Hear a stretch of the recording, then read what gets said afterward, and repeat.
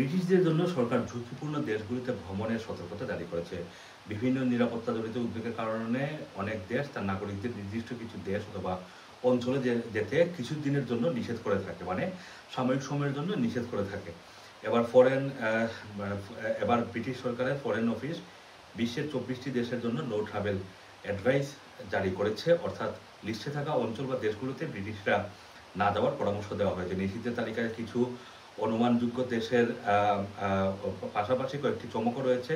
ভ্রমণের জন্য কালো তালিকাভুক্ত এসব দেশের মধ্যে রয়েছে আফগানিস্তান, বেলারুশ, বুর্কিনা ফাসো, তারপরে Central African Republic, Chad, Haiti, Iran, Iraq, Israel, Lebanon, Libya, Mali এবং নাইজার।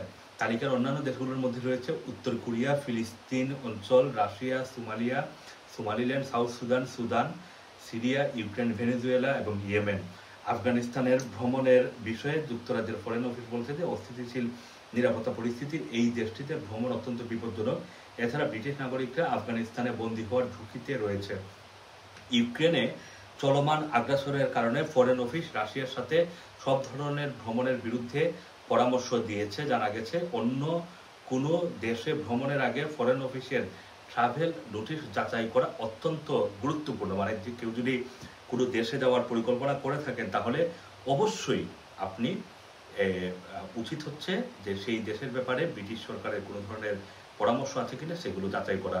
অন্য ট্রাভেল নোটিশ যারা যাচাই করার ব্যাপারে গুরুত্বের কথা তারা বলছে কেউ যদি ফরেন অফিসের পরামর্শের বিরুদ্ধে ভ্রমণ করে থাকে তবে তার ট্রাভেল ইন্স্যুরেন্সটি বাতিল হয়ে যেতে পারে এবং কিছু কিছু ক্ষেত্রে কনসুলার যে সহায়তা সেটা সীমিত হতে পারে। মানে আপনি ট্রাভেল ইন্স্যুরেন্স যদি করে থাকেন সেখানে যদি দেখা যায় যে সেই ট্রাভেল ইন্স্যুরেন্স আপনি কোনো একটা দেশে গিয়ে বিপদে পড়লে আপনি ট্রাভেল ইন্স্যুরেন্স ক্লেম করছেন, কিন্তু ইন্স্যুরেন্স কোম্পানি যদি দেখে যে আপনি যখন ভ্রমণ করেছেন তখন ব্রিটিশ সরকারের ট্রাভেলের ব্যাপারে সেই দেশে এক ধরনের সতর্কবার্তা ছিল, সেটা আপনি অমান্য করেছেন, তাহলে কিন্তু এই ট্রাভেল ইন্স্যুরেন্সটা আপনার ক্ষেত্রে কাজে দিবে না।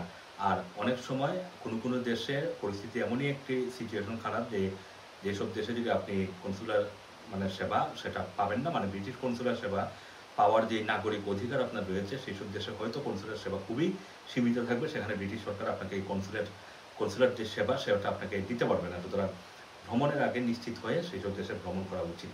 আসসালামু আলাইকুম, রানা টিভি, লন্ডন।